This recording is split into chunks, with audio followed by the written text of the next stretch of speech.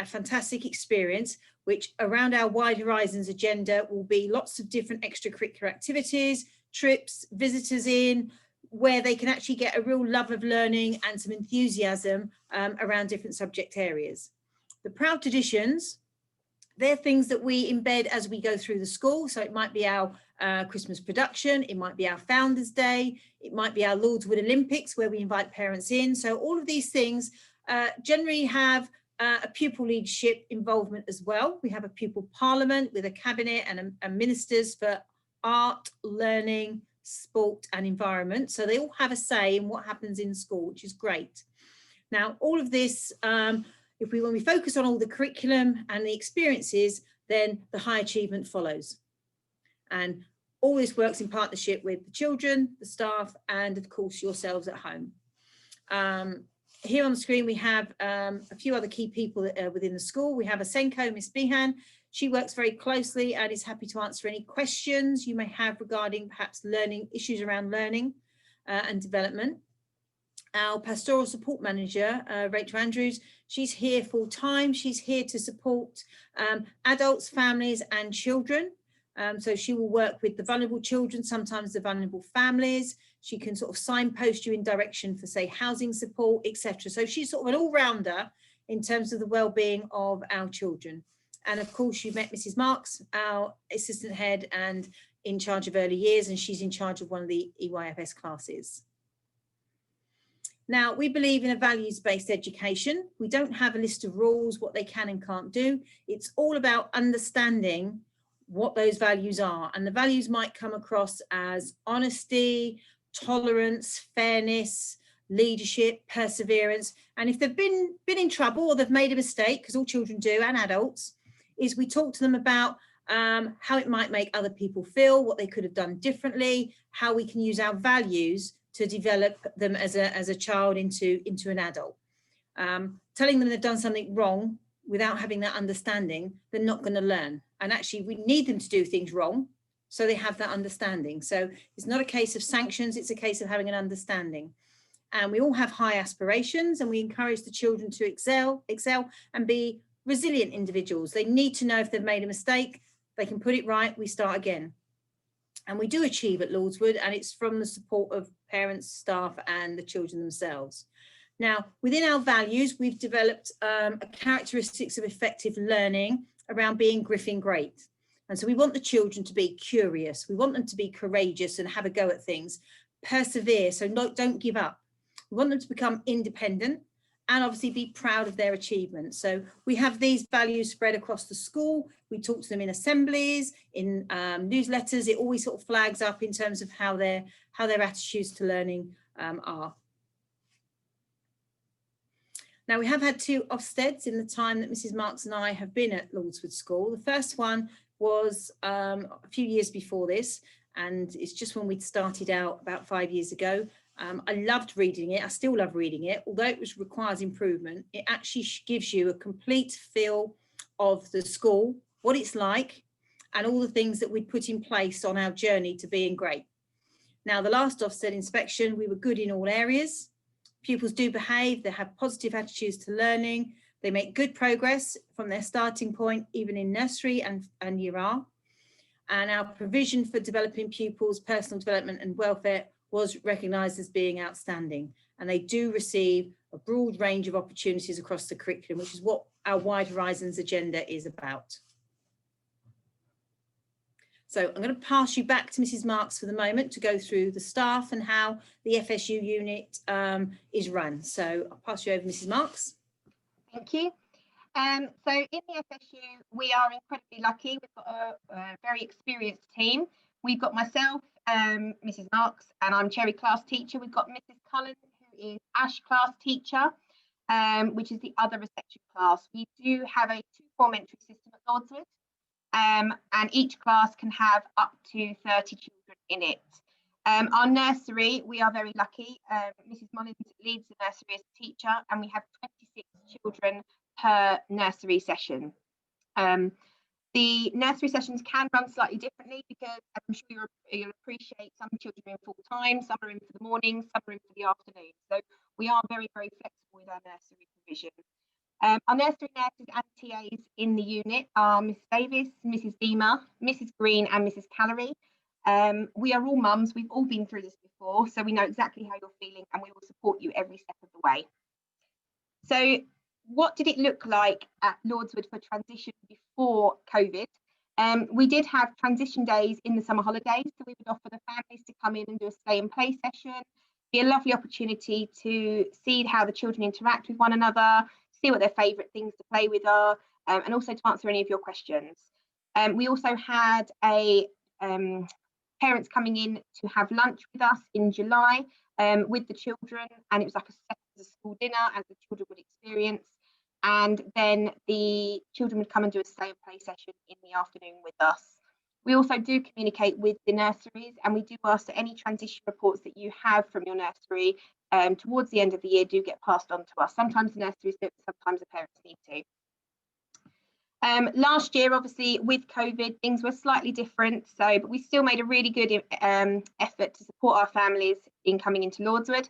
We phoned every single parent and family and had in-depth conversations with them about any concerns that they might have, any worries the children have, what the children's interests were, and we gave each parent an opportunity to share information with us. It was also really fundamental that the parents shared with us distraction techniques if their children might have got upset, and they're things that we would implement in school. We also have a Lordswood School YouTube channel, which has transition videos, and I would really encourage you to have a look at it. They run from all the way from early years up to year 6, so it gives you a really good feel for the school. Obviously, we can't do tours, so this is the next best thing. And we also hosted a series of Zoom sessions that the children could log into, obviously with the adults, and that's a chance for them to meet some of their peers in their classes as well before they even came to the school. So they could formulate those friendships before they even joined us. We do run a staggered start at Lordswood. It's only over the first couple of weeks, and it's a chance for us really to settle the children in a smaller group situation. Rather than having 30 children coming in at once, it's an opportunity for sort of 7 children at a time, so it's not overwhelming for them.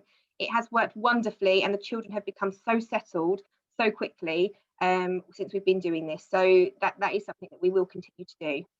We also will support them at lunch times. We understand that some children find lunches quite difficult.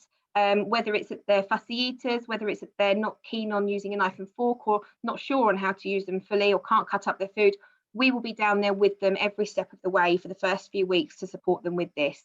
And that is along with the midday meal supervisors, and they will continue this after the first couple of weeks. So what will the first day look like for your children and you at Lordswood School? The children line up at the playground gate, which you'll be able to see from the Lordswood Lane pedestrian gate. The teachers come out about 8:45, 8:50, and the children come in, hang up their coats. They each have a peg and they each have a tray. They've got their photos on it, which we ask you to send in, so they've got something familiar. And the adults are all on hand in every area of the unit to support them with this. The children do settle really, really quickly, and if they do become distressed, we will obviously call you. We won't let a child stay distressed. I've never had an experience of it in all the time that I've been at Lordswood, and I don't anticipate having it yet. We are very, very good at distracting children, but obviously every child is unique, and we will work with you on that. As I said before, we are all mums. We have been through this. We will give your child a cuddle if they need a cuddle, so please don't worry. With regards to uniform, the children wear a standard uniform, which you can buy from Uniform Base in Chatham. And we do ask that everything is named, because children misplace things, they put things in other children's trays. It's just a really easy way for us to make sure that the uniform gets back to you at the end of the day. And we do also ask that on their coats, a little key ring goes on their zip, just to really make it easy for them to identify their coats. It could be a photo key ring, it could be just, you know, anything, a bit of ribbon even, just makes it so that they can find their coat easily. We ask that spare set of clothes are in school at all times, because children will have toileting accidents, they will get messy, they do enjoy playing with the water and shaving foam and everything else that's out, so we will change them if they need to. We also ask that Wellington boots are in school at all times. We are very much an indoor-outdoor flow environment, so the children will have access to outside probably 90–95% of the time. So all coats, welly boots, always in school, please.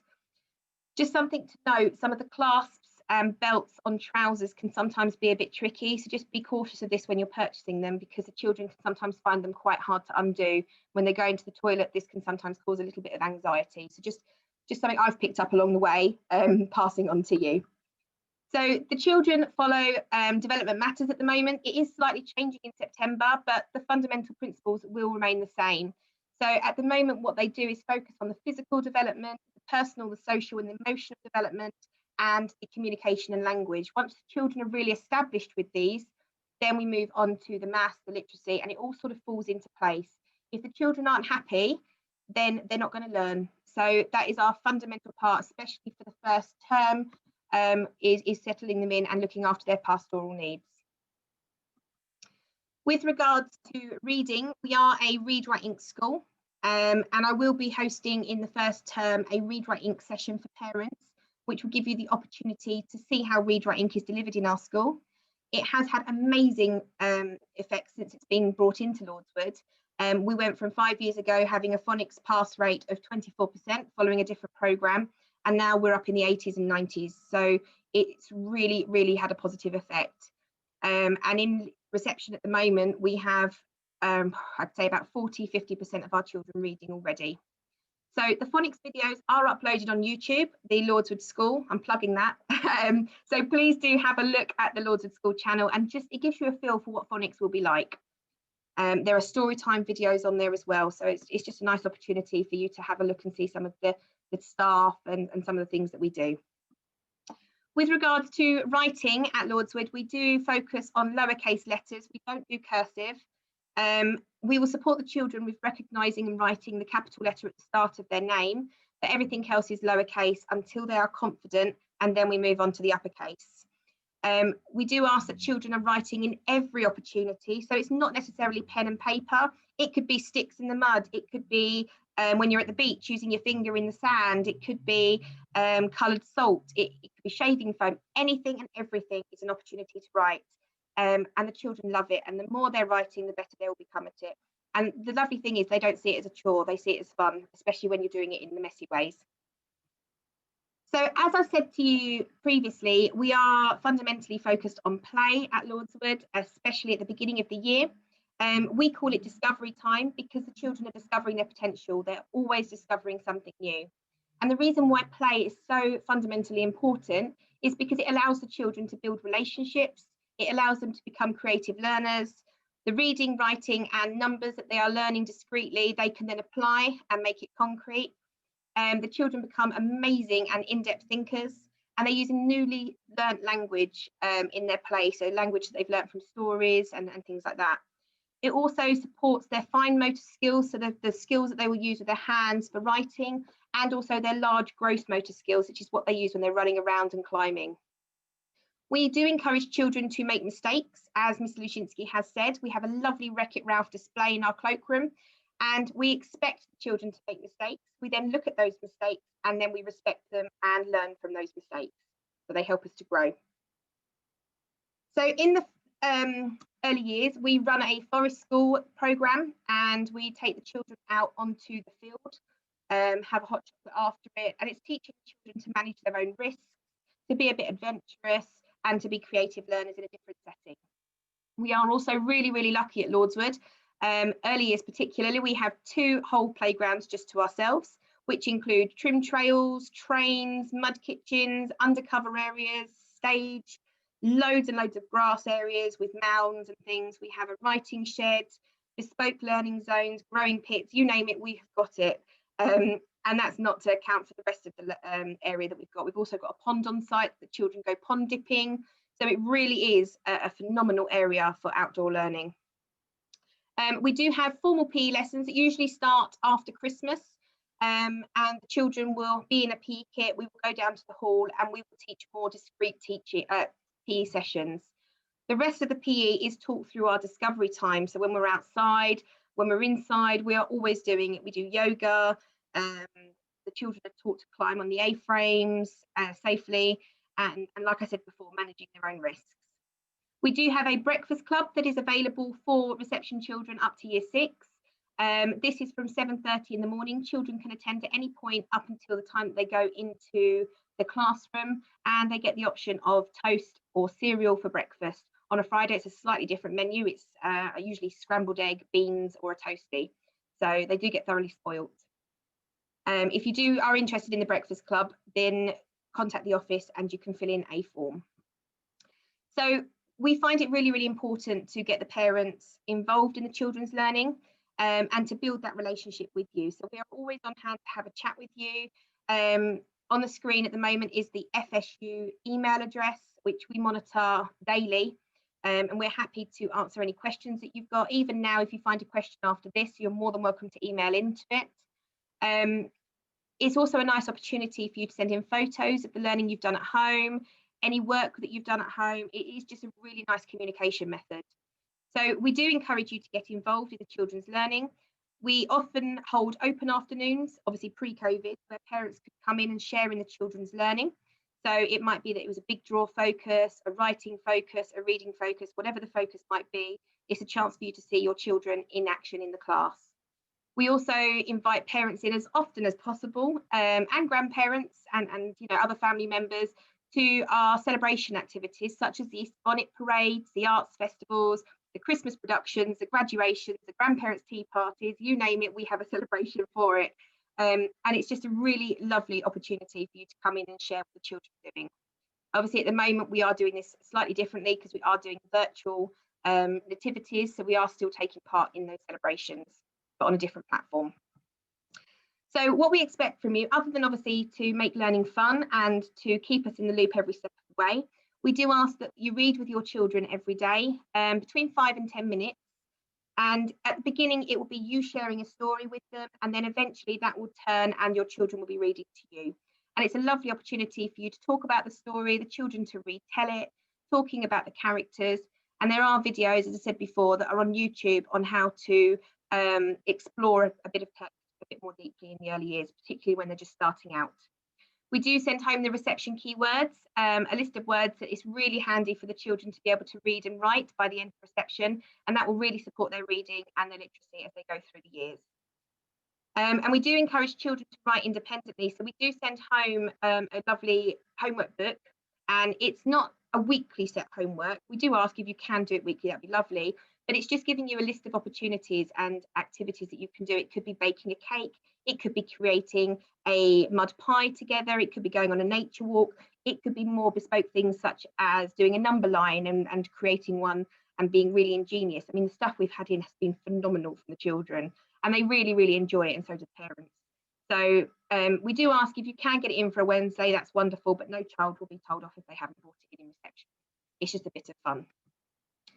So food and drink, all the children in reception up to year 2 at present receive a free school dinner. The dinner experience is enjoyable and it's a social occasion for all. There's lovely tables that they all sit round, they can have a good old chat. The dinners are really nice. The staff often have dinners as well, which is a real accolade. We will support the children to eat their dinners. Some children might need a little bit more encouragement than others, and we will work with you on that. If they really aren't liking the school dinners, then obviously we can discuss packed lunch options for you. We do ask that children bring in a named water bottle every day. We do only allow water in the water bottles due to allergies and spillages because they've got access to their water bottles throughout the whole day. And we do encourage them to drink as much as possible. So here are some pictures of the celebrations that we've taken part in. So we've got the Nativity, we've got the Easter bonnet parade, we've got Sarah Collins, who's our sports director, who did the mile run with us for Sport Relief. We had the royal wedding where the children actually picked their roles that they wanted to play in the wedding. We called it a friendship ceremony, and the parents all came in dressed up as though they were going to the wedding, and then we had a big celebration afterwards. So it was a lovely opportunity to share in the children's enthusiasm for the time. So I will pass on to Mrs. Lushinsky for this part. Bear with me a second. Okay, just to sort of towards the end of the presentation here, there's lots of things that we're involved in. We're very sporty and competitive, and we do lots of events with and across the trust and across Medway. So there's Challenge 26, the Griffin Sports Festival, and that's across the 13 schools, and the children get to go up and stay in Milton Keynes for the night. It could be Bedfordshire. It's one of the secondary schools. It sort of rotates round. The children have just finished in year 5 performing a Shakespeare play, and that's also on our YouTube channel. They should normally have performed it at the Woodville Theatre in Gravesend, but unfortunately during the current times, they had to do a live stream and recording. So that's all up there, but it's, you know, it's amazing that the children actually get to understand and put their mark on Shakespeare. We have, I don't know if I mentioned, with our wellbeing, we are a mental health schools award, been awarded silver, just because of the focus that we have on in supporting not only the pupils, but parents and also the staff themselves. There's a few pictures of our environment, our lovely rainforest, new trim trail down in FSU, and our new toilets in Key Stage 1, which are brilliant. I think they are the best toilets in the country, if I must say so myself. They are amazing. We've even got our Griffin values engraved on all the mirrors, so they know how to be a great Griffin. We do lots of charity work. We work well with Salvation Army, and we have a food bank. We offer parcels to Caring Hands this year. And the key thing in the middle is actually the top 3%. We are received a letter from the Secretary of State for Education saying that we are in the top 3% of all primary schools across the country for our progress from Key Stage 1 to Key Stage 2. That entails actually the 4 years for the cohort that left, where we got the letter in January. The 4 years of progress was phenomenal for those children. And that's all about the changes we've made within the trust and within the school, and giving those children those experiences to actually get them to learn. And it's not all about teaching maths, geography, history. It's about teaching them to be a team player, being confident, courageous, effective communicator, being able to challenge themselves and become resilient individuals. And you can see there, that's our priority, is focusing on all those aspects there to get them towards the next stage of their education. And if you want any further information, by all means, you can give us a ring. We do have currently spaces in our nursery. So if you have any younger siblings who want to join us, that's fine. Intake normally fills up following the January intake. We offer flexible 30-hour funding, so they don't necessarily have to come for either just mornings or afternoons. It could be a couple of full days. We're quite happy to work around families and accommodate your own arrangements. So there are spaces. And so if you have any questions, feel free. I don't know if there are any on the chat room, but otherwise feel free to unmute yourself and you may ask any questions.